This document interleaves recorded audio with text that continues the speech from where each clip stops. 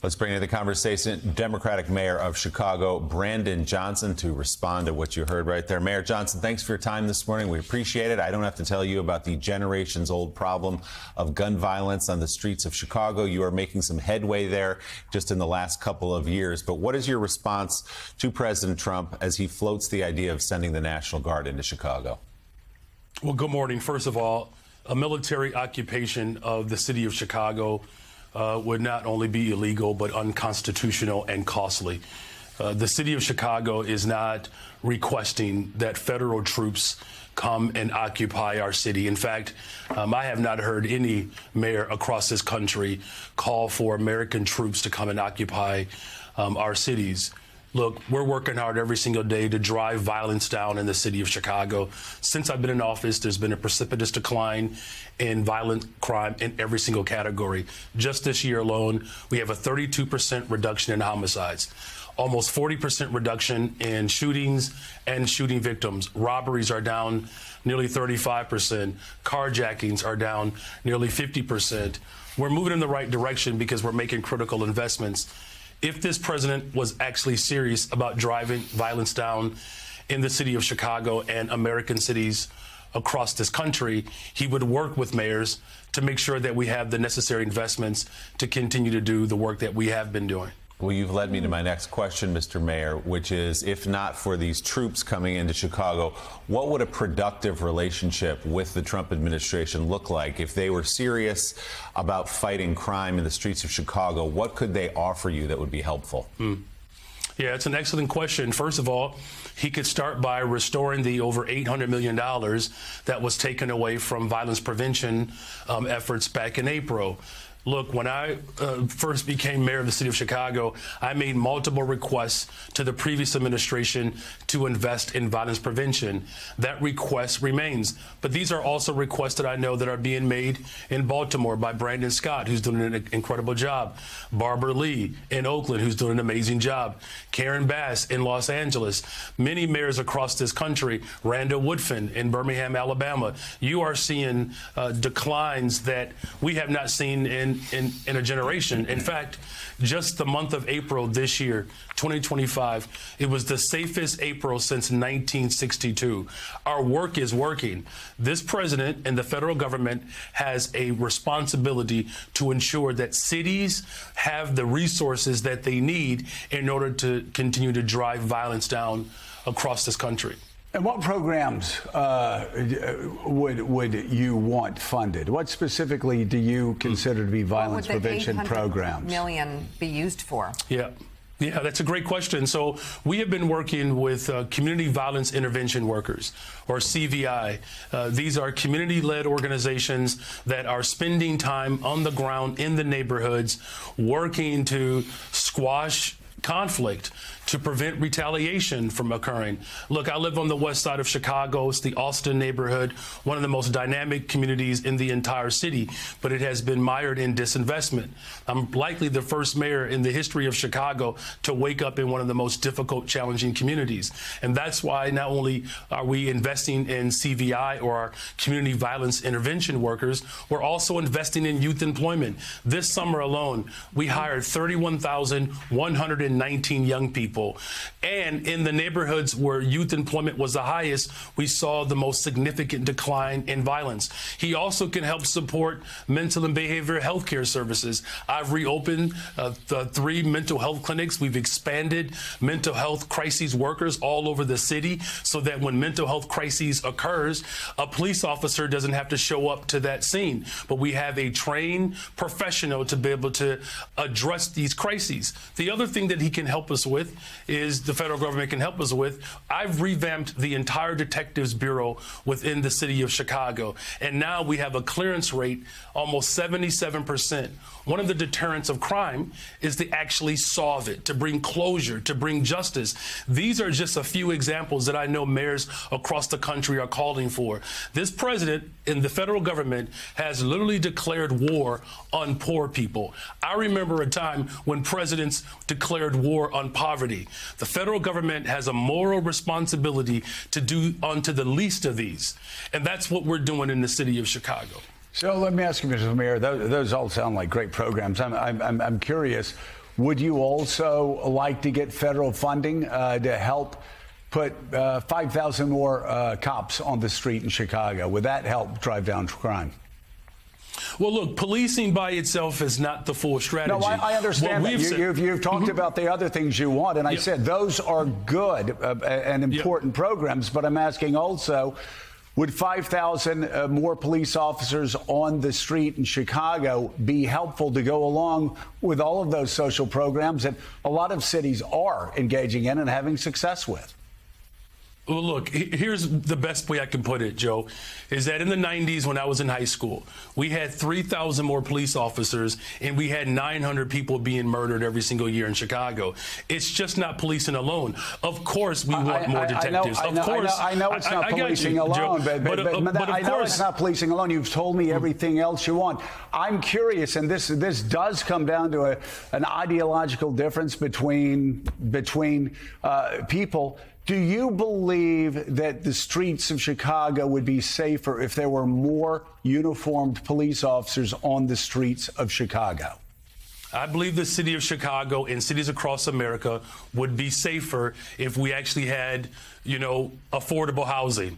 Look, okay, I'm not saying that that's not the question I asked. My question is, and I just need a yes or a no, do you believe the streets of Chicago would be safer if you got all of those other extraordinary programs put back into place, which do have a history of being successful, if that's complemented by having 5,000 more cops on the streets of Chicago? I don't believe that we should narrow it down to just police officers, Joe, is what I'm saying. That is an antiquated approach. I'm saying we've invested in detectives. Mr. Mayor, are you hearing what I'm saying? I'm agreeing with you that all of these other social programs are extraordinarily important. I just need a yes or a no, and then this will be the last time I ask. If you get all of those other social programs that 800 million that New York City does, Los Angeles, other people do with great success, would an additional 5,000 cops on the streets in Chicago help complement those programs to make Chicago safer? Look, we are working hard to make sure that our police department is fully supported. I don't believe that just simply putting out an arbitrary number around police officers is the answer. What I'm saying is policing and affordable housing. It's policing and mental and behavioral health care services.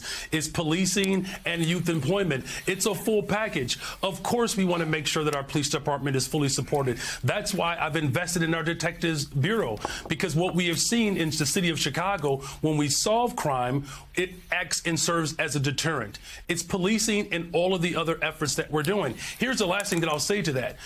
The federal government could work stronger to coordinate with my police department to get guns off the streets of Chicago. We've seen these coordination efforts work. Just a couple of weeks ago, the ATF working with my police department, we removed over 150 guns off the streets of Chicago that were trafficked in through Mississippi and Indiana. No one is saying that police officers don't play an incredible role in driving safety. They play an absolute pivotal role in that. But we have asked law enforcement to do too much. Police officers are being asked to be social workers, counselors.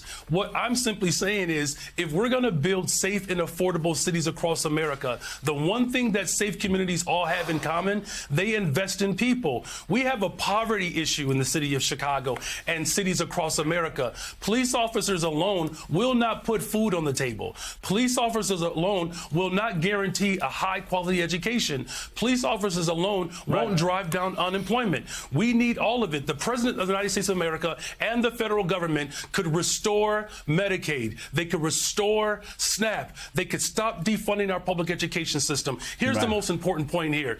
Justice Brandeis, over 100 years ago, the first Jewish American to sit on the Supreme Court, he said that we could either have a democracy or wealth in the hands of the concentrated few.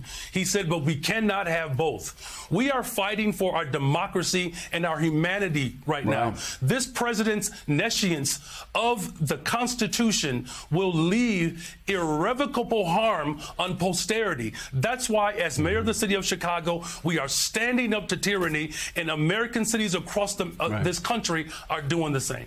Well, and I agree, Mike, and we've talked for endlessly over the past several weeks months about Medicaid cuts disproportionately hurting the poor, while tax cuts disproportionately help the richest billionaires and multinational corporations. Same with SNAP funding. And I will say, even though a lot of Democrats don't like to talk about it, I'll even say USAID.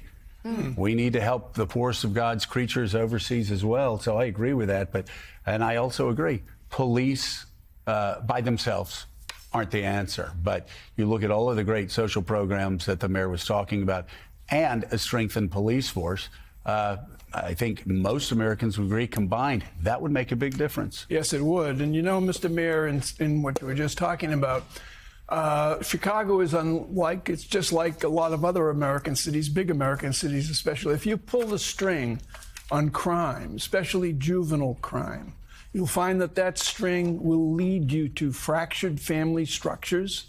It will lead you to juvenile crime, growing juvenile crime, and it will lead you eventually to not enough good teachers and not enough good elementary schools. So my question to you is, in terms of the money that you're talking about the federal government taking from you, how much is being deprived from getting to local public schools in Chicago?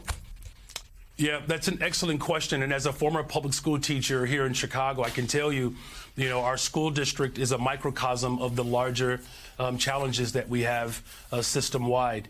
And if you just look at ESSER funding, for instance, if the federal government would have extended the ESSER dollars for the city of Chicago and cities across this country and school districts, we would literally have a surplus in our budget to provide social workers, counselors, libraries, librarians, class sizes that are manageable, protecting the LGBTQ plus community, protecting the immigrant community, protecting Black history, ending this privatization of public assets, right? These are real consequential challenges, right, that we are experiencing because of the defunding of our public education system. We're working hard in Chicago and the state of Illinois to ensure that every child has a high-quality education. Joe, you said something earlier that really resonated with me. My desire is to build the safest, most affordable big city in America where children can actually walk to school. I'm old enough to remember when we could do that. Walk to a neighborhood school where the teachers taught my brothers, they taught my uncles, right? We're talking about standing communities that allowed for communities to be strong and to be firm.